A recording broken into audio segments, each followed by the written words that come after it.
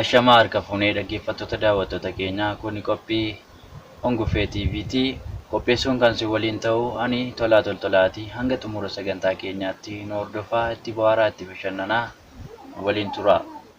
Tolee, keessumaa guyyaa irraa qabadhee dhufeen isin barsiisaa na duukaa ta'a. Ayyee baga nagaan dhuftanii. Baga nagaan nu eddani. Mee maqaa keessanii fi bakka itti dhalattanii daawwattoota keenyatti himaatii addumaan walaa barru. Maqaan koo Abarraataa Manaan jedhama. Kan itti dhaladhe godina Wanjii aanaa Boqqojjiiti.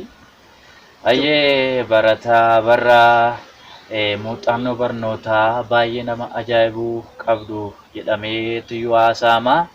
Mee kutaa tokko hanga kutaa 8 mana barumsaa eessaatti barattanii? Kutaa tokko hanga kutaa 8 achuma mana barumsaa Wanjiitti baradhe. Achumatti baradhe tokko hanga 8. Sadarkaa lammaffaa achuma magaalaa sanatti barattanii moo? Achumatti baradhe. Baay'ee gaariidha.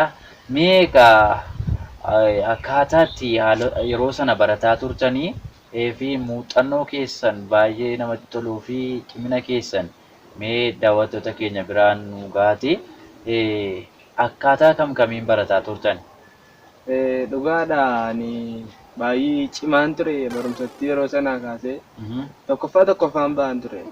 Kutaama tokko kaasee mana barumsaa keessatti illee tokkoffaa marran taa'ee. Namoonni baay'ee waa'ee keessanii haasa'u. Barataa barraanii barnootatti baay'ee cimaadha. Akkasuma qabxii inni galmeessullee qabxii eenyullee galmeessisuu akka salphaatti hin dandeenyedha jedhamee haasa'ama. Kun mee hagam dhugaadha?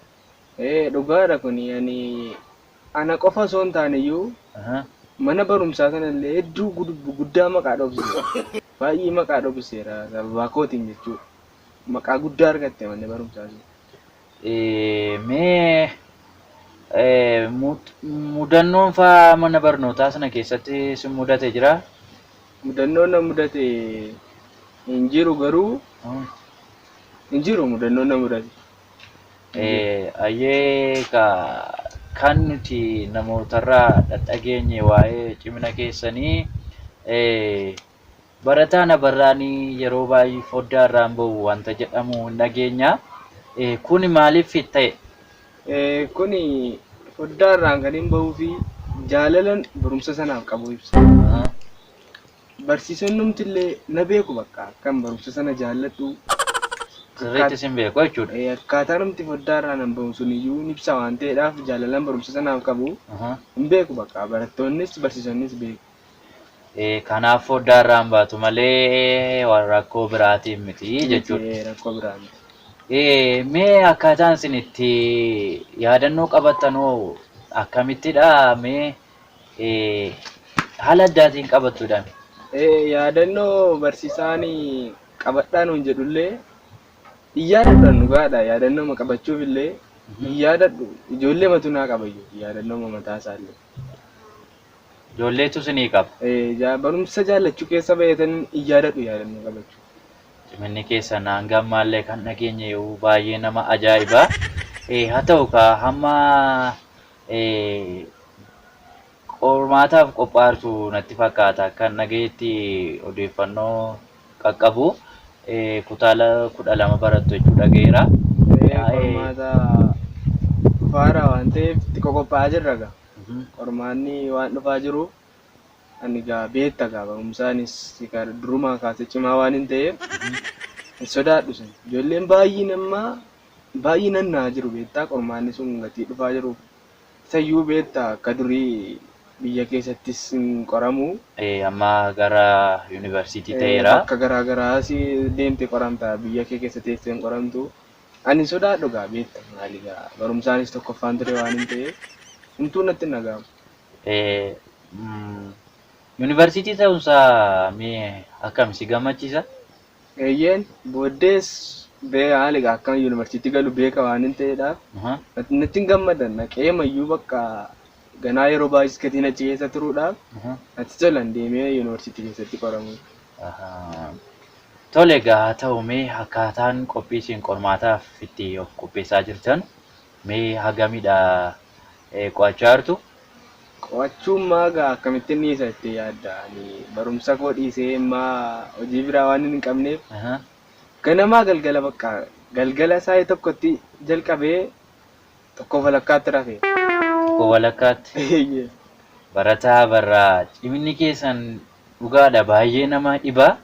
Nama ajaa'ibsiisa baay'ee akkaataa amattiitti kanaan dura namootarraa dhagaaraa ciminni keessan baay'ee gaariidha. Mee qormaata kana deemtanii yoggaa qoramtanii jettanuu mee qabxii hagam fidanii gara yuunivarsiitiitti darbuu barbaaddu? Ani egaa akkuma beektu qabxii kan inni galmeessisaa dhufe qabxii guddaa waan ta'eedhaaf isa kana egaa waaquma beeka jedheetuma yaada. Egaa beekas immoo kan qabxii guddaa fidee gara yuunivarsiitiitti darbus bakka beeka garaanumti koona beeka garuu gaa waaqa beekas. Tole haa ta'u jajjabaadhaa qo'adhaa sirriitti. Egaa akkas ta'e kaa'amee barataa barraa gaaffii tokkoon si gaafadha. Garbummaa hundeetti buqqisna moo ilmootti guddisna jettanii yaaddu egaa?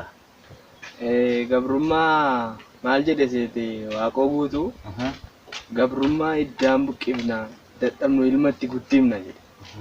Nuti ilma sana taanee gabrummaa sana buqqisuu malee akka abbootii sanaa mammaaksan dabarsuu hin qabnu. Hin qabnu jechuudha. Iddaan buqqisuu qabna dhaloota sana taanee miti. Baay'ee namatti tola. Jabaadhaa akkasumaan itti fufaan siniin jedha. Kabajaan nu biratti argamtanii akka kanatti waliin haasaa gochuu keessanii fi guddaa isin galateeffannaa galatoomaa isiniin jenna. Isinis guddaa galatoomaa. Ashama harka fuunee daawwattoota keenya qophii keenyarraa akka waa hedduu barataa turtan abdii guutuu qabna hanga torban walitti deebinutti hangasitti nagaan tura.